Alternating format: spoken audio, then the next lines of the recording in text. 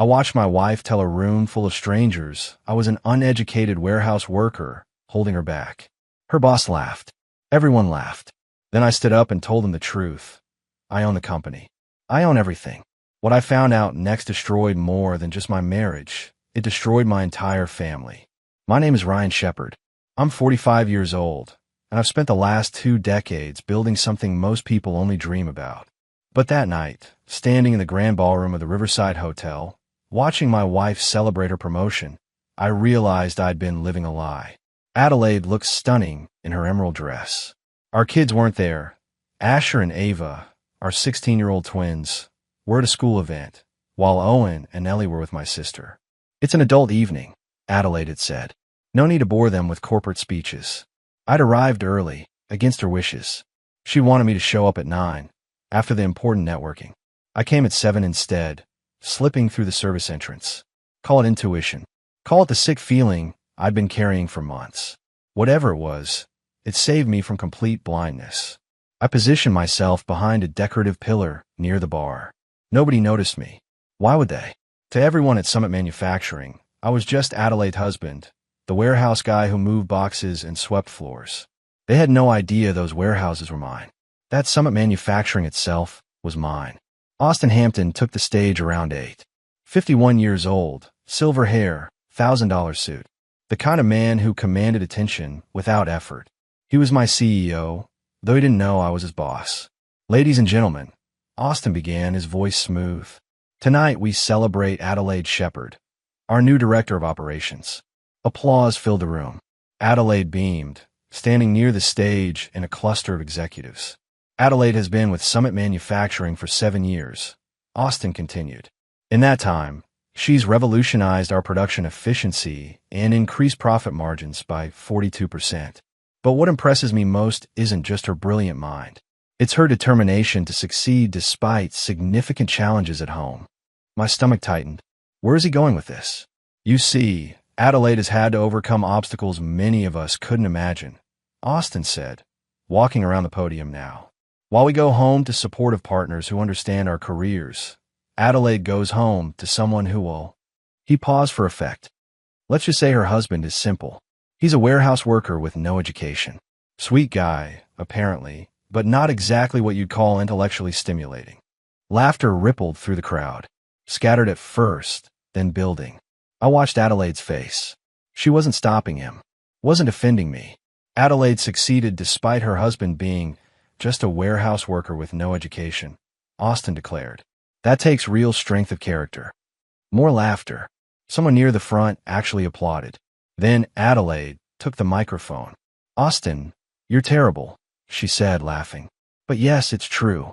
Ryan means well, but the truth is, he's holding me back. Coming home from days like this and having to explain everything in simple terms because he just doesn't get it. It's exhausting. The room erupted in sympathetic murmurs and nods. They understood.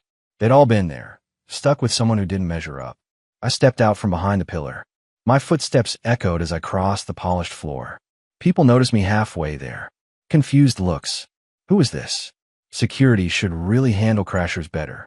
Adelaide saw me when I was 10 feet away. Her face went white. Austin looked annoyed. I climbed the 3 steps to the stage and took the microphone from Adelaide's frozen hand. Hi, I said, my voice steady. I'm Ryan Shepard, the warehouse worker, the guy with no education who's holding my wife back. The room went silent. You could hear people breathing. That was quite a speech, Austin, I continued. Really moving.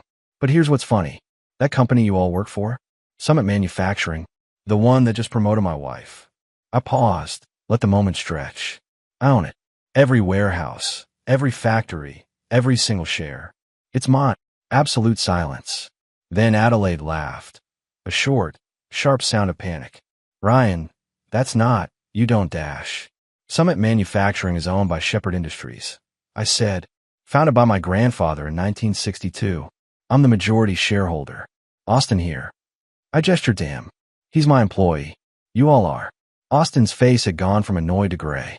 Mr. Shepard, I had no idea, dash. Of course you didn't, I said. Because I've spent 20 years pretending to be someone I'm not. Living small so my wife could feel big. And this is how that story ends. I set the microphone down and walked off the stage. The crowd parted like water. Behind me, I heard Adelaide start to cry. Heard Austin stammering apologies. I didn't look back. I just kept walking out of that ballroom, out of that hotel, out of the life I'd been living. The breaking had begun. I didn't go home. Couldn't. The thought of walking into that house, seeing pictures of Adelaide, and me smiling like we were happy, like we were real, it made my stomach turn. Instead, I drove. Just drove north on Highway 87, windows down despite the October chill, letting the cold air clear my head. My phone started ringing around 9:30. Adelaide, of course. Then again, and again. I watched it light up on the passenger seat, her photo flashing, a picture from our vacation in Hawaii 2 years ago, both of us laughing on the beach. Had she been lying even then? How long had I been the joke? Around 10, I pulled into a rest stop, sat there in my truck, hands gripping the steering wheel, staring at nothing. A semi rumbled past, its red taillights disappearing into the darkness. I felt like that truck, just moving forward because stopping meant dealing with what was behind you. My phone rang again. Different number this time. I answered without thinking. Ryan. It was my sister, Claire. What the hell did you just do? You heard already? It's all over social media, Claire said. Someone posted video from the party. You revealing yourself. Adelaide crying, the whole thing. It has 200,000 views already. I closed my eyes. Of course someone had filmed it. Everything gets filmed now. Ryan, are you okay? Claire's voice softened. Where are you? Rest stop. Somewhere north of the city. I don't even know. Come to my place. Dave and I have a guest room ready. You shouldn't be alone right now. I need to think, Claire. Need to figure out what comes next. What comes next is you don't make any decisions while you're this angry, she said firmly. Come here. We'll have coffee. You can sleep. And tomorrow we'll deal with whatever needs dealing with. She was right. She usually was. Claire had always been the practical one, the one who thought 3 steps ahead while I was still processing step 1. Okay, I said finally. I'll be there in 20 minutes. After I hung up, I sat there a few minutes longer. Then I opened my phone and pulled up the video Claire had mentioned. Found it instantly, already trending on Twitter. There I was, walking onto that stage. Adelaide's face going white. My voice, steady and calm, delivering the truth like a hammer.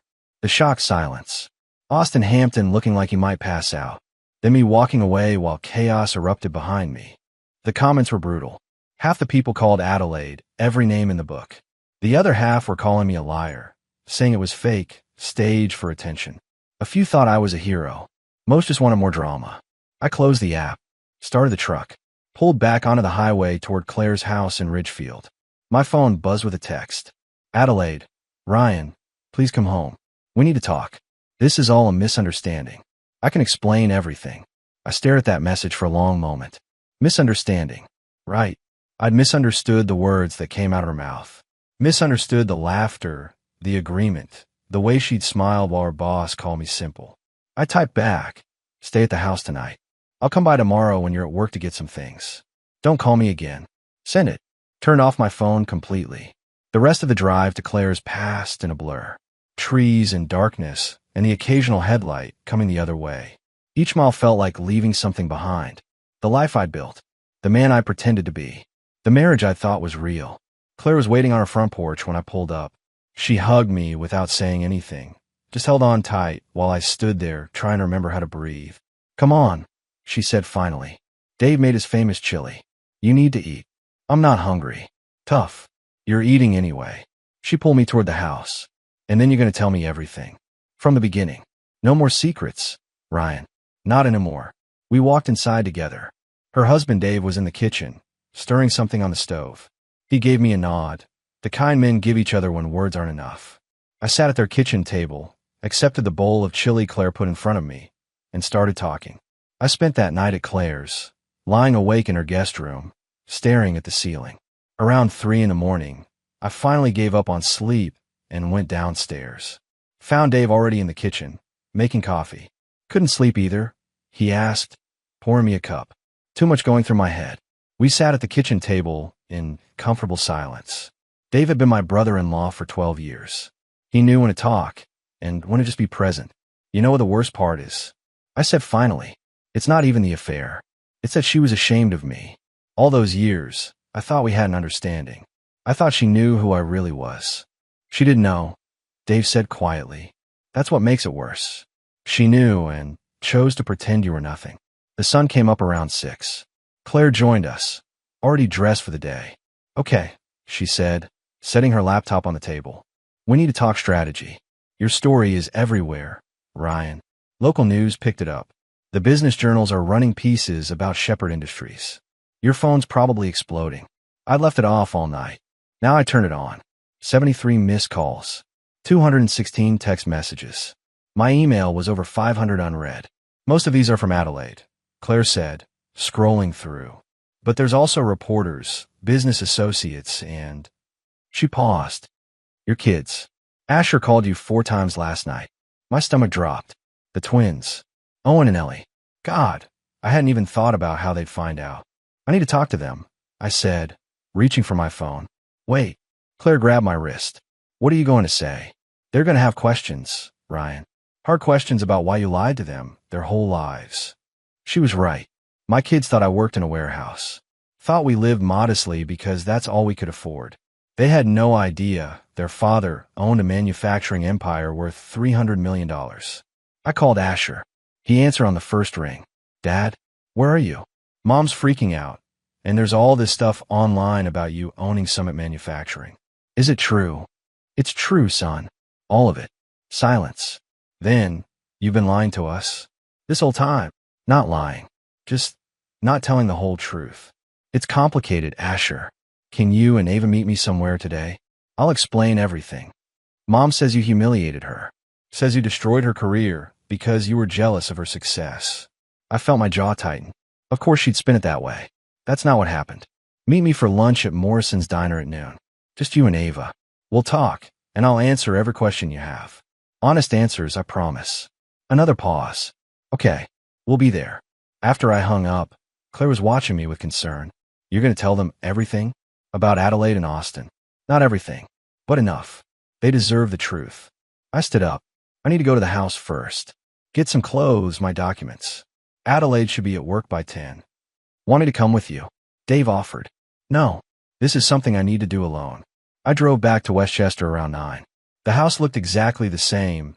2-story colonial, neat lawn, basketball hoop in the driveway. We lived here for 8 years. Raised our kids here.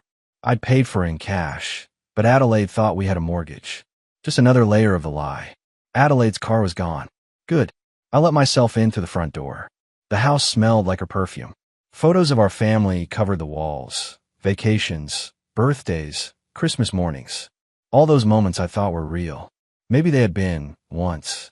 Before everything got twisted, I went upstairs to our bedroom. Started packing a suitcase. Clothes, toiletries, the watch my grandfather gave me.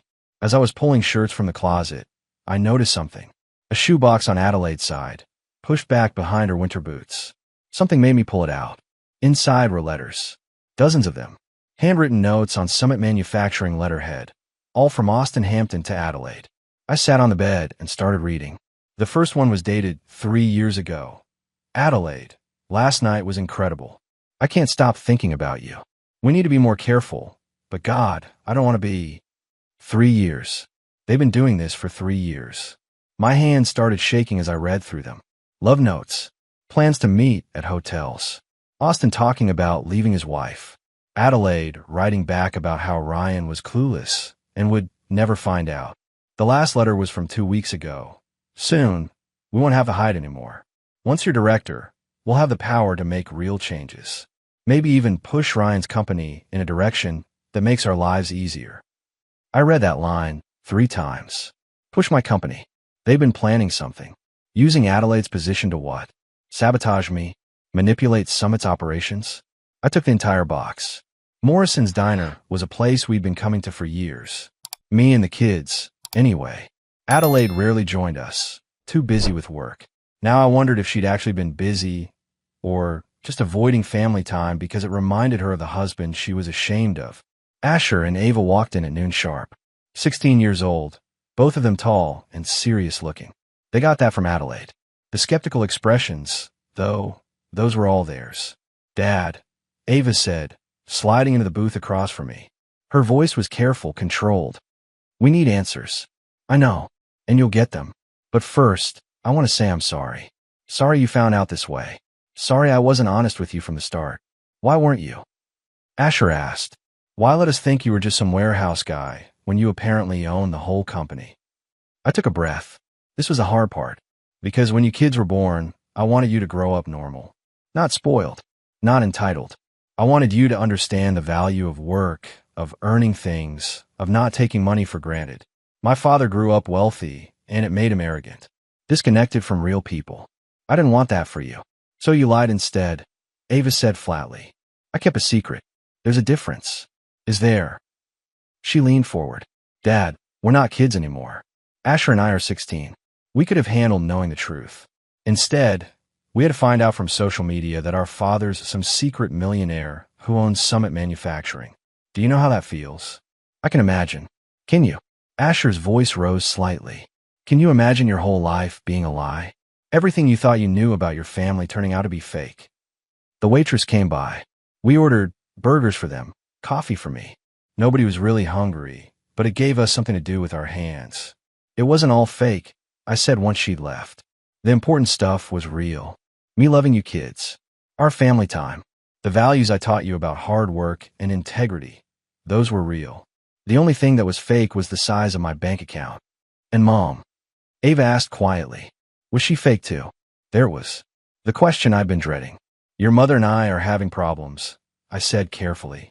Adult problems that have nothing to do with you kids.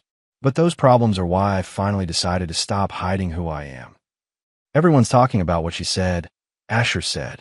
About you holding her back. About you being simple. He said the word like it hurt. Your mother said things she shouldn't have. Things that weren't true. And I reacted by revealing something she didn't want revealed. We both made mistakes. That's not fair. Ava's eyes flashed. She stood up there and let her boss mock you. Let everyone laugh at you. Then agreed with him. That's not a mistake, Dad. That's cruel. Ava dash. No. I'm not going to pretend Mom was just having a bad day, or whatever. I saw the video, Dad. We both did. She wasn't offending you. She was throwing you under the bus to impress her colleagues. Asher nodded. We tried talking to her this morning. Asked her why she said those things. She just kept saying you embarrassed her, that you ruined her career, that you're being vindictive because you're jealous of her success. That's not true, I said firmly. I've never been jealous of your mother's success. I've supported her career for years. But what I won't support is her lying about who I am to make herself look better. The burgers arrived. We ate in silence for a few minutes. Finally, Ava said, So what happens now? Are you and Mom getting divorced? Probably. Yes. Where are you staying? With Aunt Claire for now. But I'm looking for a place. And no matter what happens between your mother and me, you kids will always have both of us.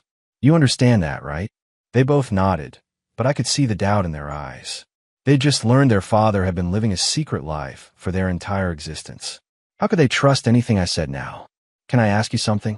Asher said, that letter Austin Hampton sent Mom. The one about pushing your company in a direction that makes their lives easier. What did that mean? I stopped mid-bite. How do you know about that letter? Mom left her laptop open this morning. We saw an email from Austin apologizing for everything getting out of hand. We read some of the old ones too. So they knew. About the affair, about the plans, about all of it. I don't know yet what it means, I admitted. But I'm going to find out. 3 days after the party, I sat in a private investigator's office in downtown Manhattan. Michael Warren spread photos across his desk. Your wife and Austin Hampton have been meeting at the Riverside Inn every Thursday afternoon for the past 3 years, Warren said. Always the same room. Always checked in under fake names. Here's the documentation. I looked at the photos. Adelaide's car in the parking lot. Austin's Mercedes beside it. Timestamps showing they arrived separately but left together. Receipts from the hotel charged to Austin's personal credit card. There's something else, Warren continued. He pulled out another folder. You asked me to look into any unusual financial activity. I found this. He slid a bank statement across the desk. Austin Hampton has been making monthly deposits into an offshore account. $20,000 every month for 2 years. That's embezzlement, I said. That's what I thought. But look at the account holder. He pointed to a name. Adelaide Shepard. My stomach dropped. She's been taking money from my company. Looks that way. Austin's been skimming from Summit's discretionary funds and funneling it to your wife. Nothing huge, small enough to slip past audits if you're not looking carefully. But over 2 years. Warren did quick math. That's close to $500,000. I sat back in my chair. The affair was bad enough. But theft? Corporate fraud? Using her position to steal from me? There's more, Warren said.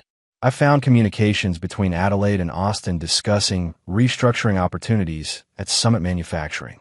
They were planning something, Mr. Shepard, something that involved pushing out key personnel and installing people loyal to them. They were trying to take over my company, or at least position themselves to benefit from it. Austin as CEO, Adelaide as Director of Operations, with a network of people they placed in strategic positions. Eventually, they could have made decisions that hurt Summit but helped them personally. I thought about Brett Hamilton, Adelaide's younger brother. He worked on the production floor at Summit's main facility. Decent guy, hard worker. Did he know what his sister was planning? I need you to find out if Brett Hamilton was involved, I said. He's Adelaide's brother. Works in our Ohio facility. I'll look into it. Warren closed the folders. What are you going to do with this information? Good question. I had proof of adultery, embezzlement, and conspiracy. I could destroy Adelaide professionally and legally. Send her to prison, probably. Ruin Austin completely. But our kids would see all of it. Would know their mother was a criminal. That damage would last forever. I need one more thing, I said. DNA tests. For all 4 kids. Can you arrange that discreetly? Warren's expression shifted. You think some of them aren't yours? I need to know. Adelaide and Austin have been together 3 years. Owen is 12. Ellie is 10. The timeline works. I need to know the truth. I can have collection kits sent to your sister's address. Results in 5 days. I left Warren's office feeling sick. The affair was one thing. But if Austin was the father of my younger children, if I'd been raising another man's kids while he and Adelaide laughed about it. My phone rang. Claire. Ryan. You need to come to my house. Now. What's wrong? Brett Hamilton is here. He wants to talk to you. Says it's urgent. I drove to Ridgefield in 20 minutes. Brett's truck was in Claire's driveway. He met me at the door, looking like he hadn't slept in days. Ryan, I'm sorry. I'm so sorry. I didn't know what they were planning until it was too late. We sat in Claire's living room. Brett told me everything. Adelaide recruited me 2 years ago, he said. Asked me to report on production issues, employee complaints, anything that could be used to justify restructuring. She said it was to help improve efficiency. I didn't know she and Austin were using that information to identify people to fire and replace with their own people. Did you know about the affair? Brett nodded miserably. I found out about 6 months ago. Saw them together at a restaurant in Cleveland when I was visiting friends. I confronted Adelaide. She told me to keep my mouth shut, or she'd make sure I lost my job. Your own sister threatened you. She's changed, Ryan. The last few years, she became someone I don't recognize. Ambitious, ruthless.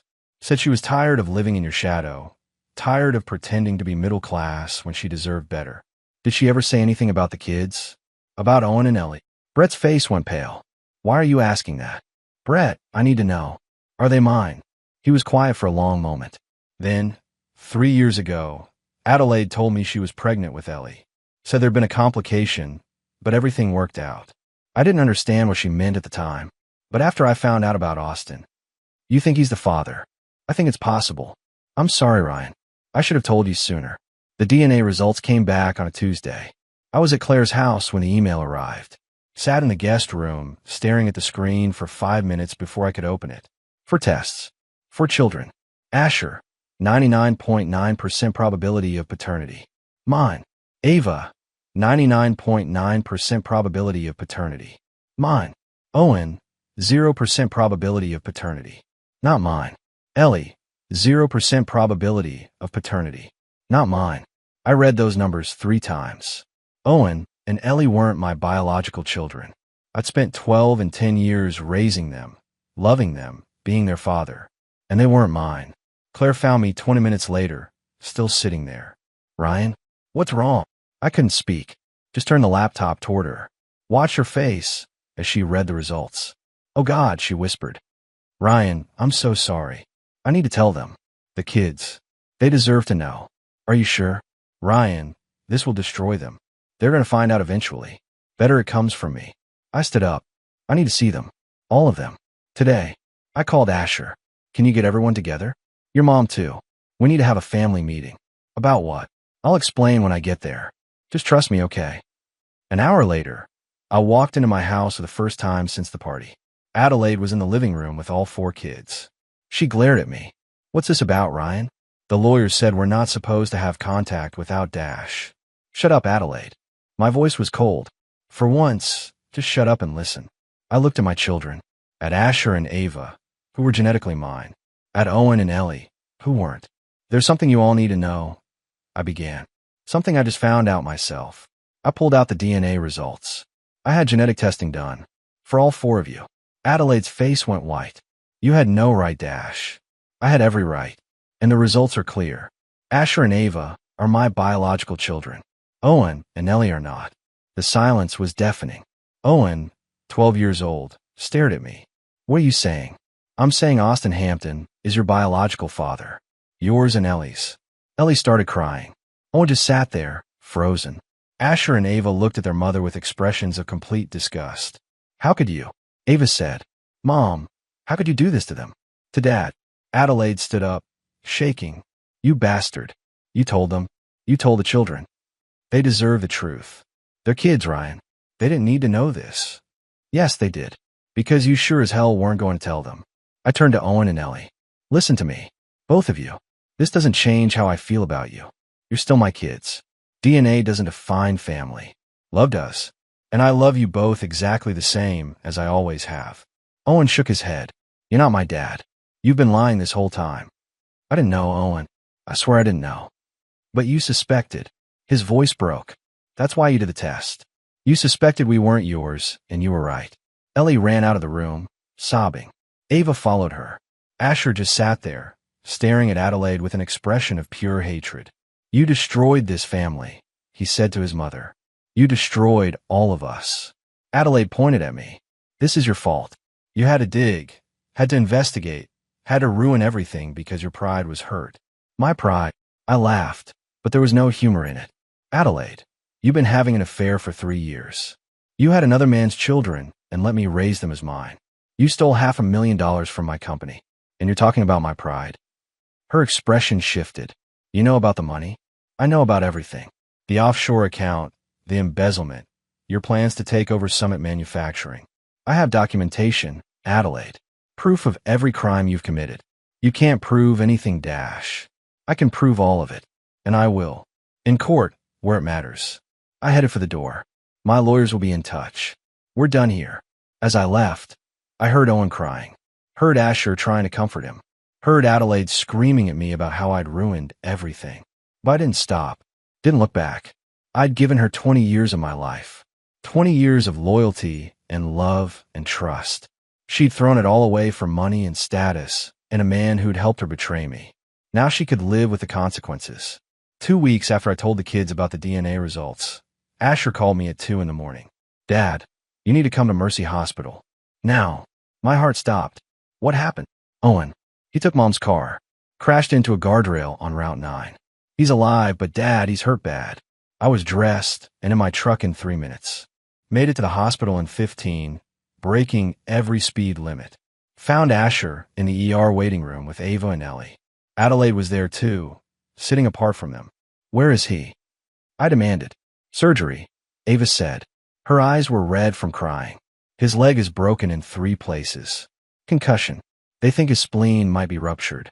I sat down hard.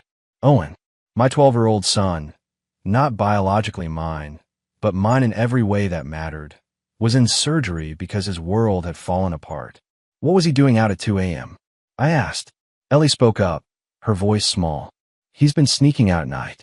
Ever since you told us about the DNA. He goes driving, just drives around. Says it helps him think. He doesn't even have a license, I said. He took Mom's keys from her purse. Asher explained. Been doing it for a week. We didn't tell anyone because we thought he'd stop. I looked at Adelaide. She was staring at the floor, saying nothing. This is your fault, I said to her. All of this. Owen's in there because you destroyed his sense of who he is. Don't you dare, Adelaide hissed. You're the one who told him. You're the one who couldn't leave it alone. He deserved the truth. He deserved a father who protected him, not one who destroyed him with information he wasn't ready for. Ava stood up. Stop it. Both of you. Owen's in surgery, and you're fighting about who's to blame. She was right. I took a breath. You're right. I'm sorry. The surgeon came out 3 hours later. Owen's stable. The surgery went well. His leg will heal, and we managed to save his spleen. He's going to be okay. Relief flooded through me. Can I see him? He's in recovery. Give it another hour. When they finally let me in, Owen was awake. His leg was in a cast, suspended in traction. His face was bruised, one eye swollen shut. Hey, buddy, I said softly. I'm sorry, Dad. His voice was rough. I'm sorry I took the car. I wasn't trying to crash. I just needed to get away from everything. I know. I pulled a chair next to his bed. Owen, I need you to understand something. What I told you about the DNA, I know it hurt. I know it changed how you see yourself. But it doesn't change how I see you. You're my son. Nothing will ever change that. But I'm not really yours. I'm Austin Hampton's. Biology doesn't make you someone's son. Love does. Choice does. I chose to be your father every single day for 12 years. That doesn't stop because of some test result. Owen's eyes filled with tears. It feels like my whole life was a lie.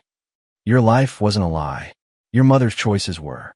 But you're exactly who you've always been. Smart, funny, brave. My son. He started crying. I held his hand until he fell asleep. Outside, Adelaide was waiting. Can I see him? He needs rest. He's my son, Ryan. Is he? Or is he just a reminder of your affair? Another piece of collateral damage from your choices. I started walking toward the exit. You've caused enough harm, Adelaide. Stay away from him until he's ready to see you. The day after Owen's accident, I filed criminal charges against Adelaide and Austin. Embezzlement, fraud, conspiracy. The district attorney was very interested in the $500,000 they'd stolen. Austin's lawyer called me 2 days later. Mr. Shepard, my client would like to meet with you. Privately. Why would I meet with a man who's been sleeping with my wife and stealing from my company? Because he has information you'll want to hear. About your wife's plans. We met at a coffee shop in White Plains. Austin looked terrible, unshaven, dark circles under his eyes, 20 pounds lighter than at the party. Thank you for coming, Austin said. You have 5 minutes. Adelaide's planning to claim you were abusive, financially and emotionally. She's going to argue that everything she did was survival, that you controlled her, isolated her, made her dependent. That's absurd. It doesn't matter if it's true. It matters if it's believable. And she's very believable, Ryan. She's already got 3 colleagues ready to testify that you seemed controlling, that she complained about you limiting her freedom. I felt cold. Why are you telling me this? Because I'm done protecting her. Austin's hands shook as he lifted his coffee cup. I thought we loved each other. Thought she and I would build something together. But the moment things went bad, she threw me under the bus. Told investigators I manipulated her into the embezzlement. That I coerced her into the affair. That she was a victim. Were you Owen and Ellie's father before this mess? Austin's face paled. What? Simple question. Did you know Owen and Ellie were biologically yours? He was silent for a long moment. Yes. Adelaide told me 3 years ago. Said we had to be careful. That if you found out, everything would fall apart. She promised me that once we took control of Summit Manufacturing, we'd be together. The kids would know the truth. You were planning to take my children. I was planning to be honest with them about who I was. Adelaide's the one who insisted on lying. And the money? The embezzlement. Austin looked away. That was her idea. Said we needed nest egg for when we finally left you. I went along with it. I was stupid. Thought I was in love. Where's the money now? Offshore accounts. Adelaide has control of all of them. She cut me out completely after the party. He pulled out a flash drive. Everything's on here. Account numbers, passwords, transaction histories. Take it. Use it against her. I don't care anymore. She destroyed my life. My wife left me. My kids won't talk to me. I'm facing criminal charges. All for a woman who never actually loved me. I took the flash drive. This doesn't make us even, Austin. You still stole from me. Still slept with my wife. Still hurt my kids. I know. But maybe this helps balance the scales a little. I left him sitting there, alone with his regrets. That night, I gave the flash drive to my lawyers. The next morning, they filed motions to freeze all of Adelaide's accounts. Every dollar she'd stolen, locked down. She called me screaming, "You can't do this. That money is mine. That money is stolen. And now it's evidence. Hope you have a good lawyer, Adelaide. You're going to need one." Adelaide refused the settlement. Said she'd fight me in court, prove I was controlling and abusive, take half of everything I owned. Her lawyer was confident they could paint me as a manipulative billionaire who trapped an innocent woman in a web of lies. The trial started 6 months after the party. Owen was out of his cast by then, walking with a slight limp the doctors said would fade. He'd asked to testify on my behalf. So had Asher and Ava. Adelaide's lawyer started strong. Called colleagues who said I seemed distant at company events.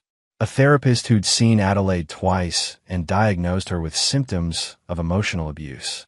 Even Brett tried to help his sister, saying I'd been controlling about family finances. Then my lawyers went to work. They presented the letters between Adelaide and Austin.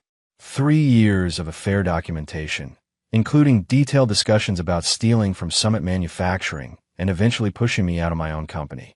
They showed the offshore accounts, the embezzled funds, the systematic fraud.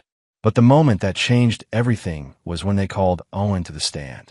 My 12-year-old son, still recovering from the accident, walked to the witness box with his head high. Adelaide's lawyer tried to go easy on him, asked softball questions about family life. Then my lawyer asked, "Owen, did you know Austin Hampton before your mother's promotion party?" "Yes," Owen said clearly. "He came to our house sometimes when Dad was away on business. Mom said he was a colleague, but I saw them kissing in the kitchen once. I was 10. The courtroom went silent. "Did you tell anyone?" my lawyer asked. I told Mom I saw. She said it was a mistake, that it didn't mean anything, that I should never tell Dad because it would hurt him. She said if I told, it would destroy our family. How did that make you feel? Owen's voice faltered, like I was responsible for keeping the family together. Like if I said anything, it would be my fault if everything fell apart. I carried that secret for 2 years, until Dad found out anyway. Adelaide was crying at the defense table, but the jury wasn't looking at her with sympathy. They were looking at her with disgust. The verdict came back 3 days later. Adelaide was found guilty of embezzlement and fraud, sentenced to 4 years in prison, suspended to 2 with good behavior, and full restitution. Austin got 3 years. The divorce settlement gave me primary custody of all 4 kids. Adelaide got supervised visitation and had to repay the stolen money with interest. She kept her retirement account and her car. I kept everything else. As we left the courthouse, reporters swarmed us. I didn't answer questions, just put my arm around Owen and walked to the car. "Dad," Owen said once we were inside, "are you okay?" "I'm okay, buddy. You did great up there." I told the truth. "That's what you taught me to do. I'm proud of you." So proud. Asher drove us home. He'd gotten his license 2 months earlier. Ava and Ellie were waiting at Claire's house with pizza and a cake that said, "It's over," in bright blue frosting. Aunt Claire helped us make it. Ellie explained. She was doing better now, seeing a therapist twice a week, slowly understanding that none of this was her fault. We ate dinner as a family, laughed about nothing important, didn't talk about the trial or Adelaide or what came next, just enjoyed being together. Later, after the kids went to bed, Claire found me on the back porch. "You did it," she said. "You protected them, told the truth, survived, barely, but you did. And now you get to rebuild. Live honestly. Be yourself without hiding." She was right. For the first time in 20 years, I could just be Ryan Shepherd. No secrets, no lies, just me. 14 months after the party, I stood in the new Summit Manufacturing headquarters in Cleveland. Modern building, state-of-the-art facilities, room to expand. I'd moved the main operations from New York, wanted a fresh start. Brett Hamilton was there, now a production supervisor. After the trial, he'd come to me, apologized for his role in Adelaide's schemes, asked for a chance to prove himself. I'd given him that chance. He'd earned his promotion through hard work and integrity. The new assembly lines running at 98% efficiency, Brett said, showing me the numbers. "Best we've ever done. Good work. Your sister taught you some things, even if they weren't all honest." Brett smiled sadly. "Adelaide's getting out next month. Early release for good behavior." She asked if the kids would visit her. What did they say? Asher and Ava said maybe someday. Owen and Ellie said no. Not yet. I wasn't surprised. Owen had been clear about his feelings. He knew Adelaide was his biological mother, but he'd chosen me as his father. The DNA didn't matter to him anymore. He was a shepherd, and that was that. Ellie had taken longer to process everything. She'd asked me once if Austin Hampton ever wanted to meet her. I told her the truth. He'd written letters from prison, asking about her and Owen, wanting to establish some kind of relationship. She'd said no. She had a father. She didn't need another one. My phone buzzed. A text from Asher. Dad, Ava got her college acceptance letter. Cornell. She's freaking out. I smiled. Ava wanted to study engineering, follow in her grandfather's footsteps. Asher was looking at business schools, talking about maybe working at Summit someday. Owen was doing well in 8th grade, talking about trying out for baseball. Ellie had joined the school choir and discovered she could sing. They were healing. We all were. You should go, Brett said. Celebrate with your kids. This can wait. I drove back to Westchester, to the new house I'd bought 6 months ago. Smaller than the old one, but ours. No memories of Adelaide's betrayal. Just clean walls and new beginnings. The kids met me at the door, all talking at once about Ava's acceptance and what it meant and where Cornell was and how far away that would be. We're ordering Chinese food to celebrate, Asher announced. Ava's choice, since she's a genius. I'm not a genius, you idiot. I just worked hard. Same thing, Owen said, grinning. We crowded around the kitchen table, passing cartons of food, arguing about movies to watch later, planning a trip to visit Cornell's campus. Normal family chaos. The kind I'd dreamed about during the trial, during the dark months when everything was falling apart. After dinner, Ava found me in my study. Dad, can I ask you something? Always. Do you regret it? Everything that happened. Telling the truth at the party. I thought about that. Thought about the pain, the publicity, the trial.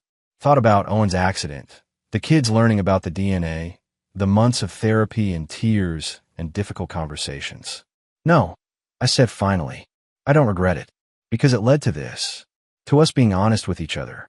To you kids knowing who I really am and choosing to love me anyway. To building something real instead of living a lie. Good, Ava said. Because I'm proud of you, Dad. For being brave enough to tell the truth, even when it was hard. That night, after everyone went to bed, I sat in the study looking at photos. My kids growing up. My grandfather at Summit's original factory. My sister Claire at her wedding. Pictures of a life fully lived. Mistakes and all. My phone buzzed one last time. A message from an unknown number. Ryan, this is Maria from the literacy program at Bradford Community Center. We heard you moved to Cleveland. We'd love to have you volunteer here. Teaching adults to read. Helping immigrants with citizenship tests. Same work you used to do in New York. Interested? I smiled and typed back. Very interested. When can I start? Because that work, helping people, making a difference, using my resources for good, that was who I really was. Not the billionaire. Not the wronged husband. Just Ryan Shepherd. A man who believed everyone deserved dignity and a chance to succeed. The secrets were gone. The lies were over. And for the first time in 20 years, I could finally be myself.